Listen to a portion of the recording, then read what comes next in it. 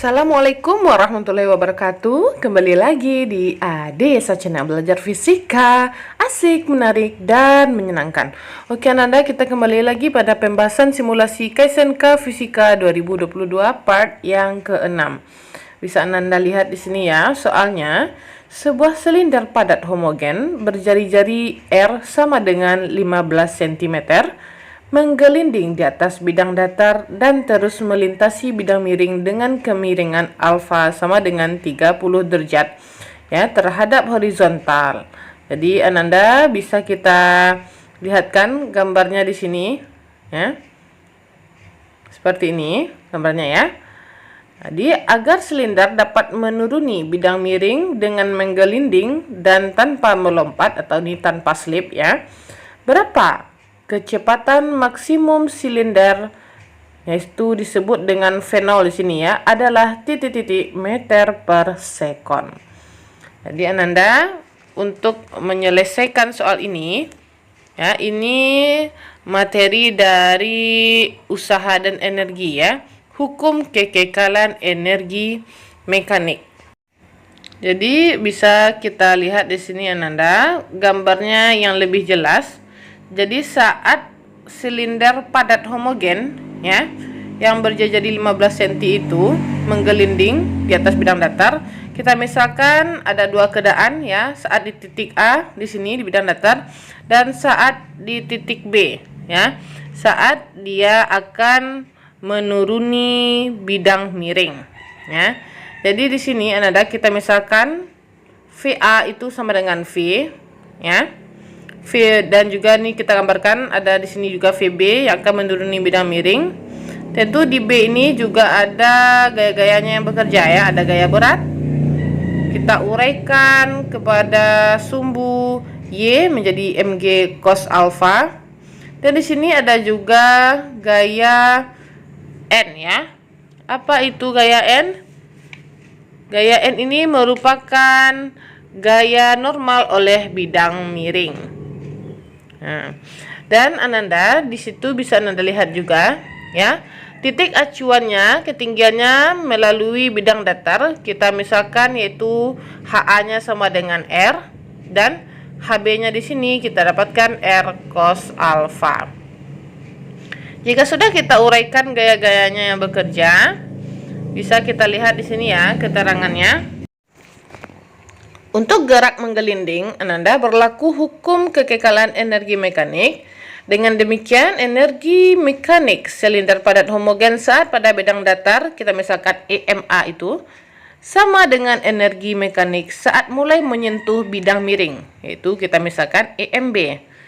Misalkan kecepatan silinder padat homogen ini di titik B itu adalah VB, maka bisa kita tuliskan persamaannya menjadi EMA sama dengan EMB. Atau kita ketahui bahwa energi mekanik itu adalah penjumlahan antara energi potensial dengan energi kinetik ya. Jadi EMA bisa kita tuliskan EPA ditambah EKA, EMB kita bisa tuliskan EPB ditambah EKB. Kita ketahui bahwa rumus dari energi potensial yaitu M dikali G dikali H ya.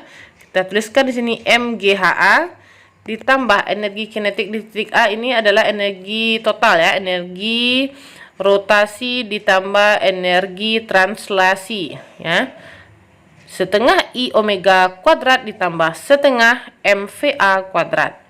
Sama dengan EPB juga kita tulis MGHB, EKB juga kita tulis ditambah setengah I omega B kuadrat ditambah setengah MVB kuadrat. Oke Ananda. Sampai di sini semoga Ananda memahaminya. Setelah itu Ananda, karena silinder padat homogen ini menggelinding ya, tanpa melompat atau tanpa slip ya, maka omega A itu sama dengan VA per R. Kita ganti tadi VA, kita misalkan V ya, V per R, dan omega B itu sama dengan VB per R. Dengan di sini silinder padat homogen sama juga dengan silinder pejal homogen dengan momen inersianya yaitu I sama dengan setengah mr kuadrat. Karena massa silinder padat homogen terkonsentrasi pada pusatnya, sehingga energi potensial silinder padat homogen dihitung terhadap pusatnya. Jadi Ananda kita ambil acuan ketinggiannya melalui bidang datar, yaitu HA, ya, HA-nya sama dengan R, dan HB-nya sama dengan R cos alfa. Maka persamaan kita menjadi, nah jadi kita ganti ya, HA-nya menjadi R, sini ya, dan I-nya, momen inersianya kita ganti menjadi setengah mr kuadrat. Jadi omega A kita ganti juga menjadi V kuadrat per R kuadrat. Jadi bisa Anda lihat di sini persamaannya menjadi seperti ini. Oke Nanda? Karena sama-sama pihak kiri dengan pihak kanan ada M, ya, bisa kita eliminasi. Dan di sini juga R kuadrat per R kuadrat bisa juga kita eliminasi di sini. Ya, maka persamaan kita menjadi G dikali R ditambah seperempat V kuadrat ditambah setengah V kuadrat sama dengan G dikali R cos alfa ditambah seperempat VB kuadrat ditambah setengah VB kuadrat. Karena di sini Ananda kita akan mencari kecepatan VB, ya. Jadi sama-sama kita kalikan pihak kiri pihak kanan 4/3 supaya lebih menyederhanakan persamaannya. Hasilnya menjadi yaitu 4/3. Di sini bisa Anda lihat ya, Ibu kalikan. Nah, dan kita sederhanakan menjadi 4/3 GR ditambah V kuadrat sama dengan 4/3 GR cos alfa ditambah VB kuadrat. Dan kita dapatkanlah nilai dari VB kuadrat sama dengan V kuadrat ditambah 4/3 GR dikurang 4/3 GR cos alfa. Ini kita misalkan persamaan yang pertama. Oke, saat di posisi B, ya, gaya yang bekerja pada silinder padat homogen dalam arah radial yaitu mg cos alfa. Jadi bisa di sini dilihat ya, mg cos alfa, dan juga gaya normalnya oleh bidang miring yaitu kita misalkan tadi n, ya. Jadi Ananda, resultan kedua gaya radial ini berfungsi sebagai gaya sentripetal pada gerak melingkar silinder padat homogen. Sehingga kita dapatkan persamaan F sentripetalnya, bisa kita tulis, kita ketahui bahwa F sentripetal atau gaya sentripetal sama dengan mvb kuadrat per R.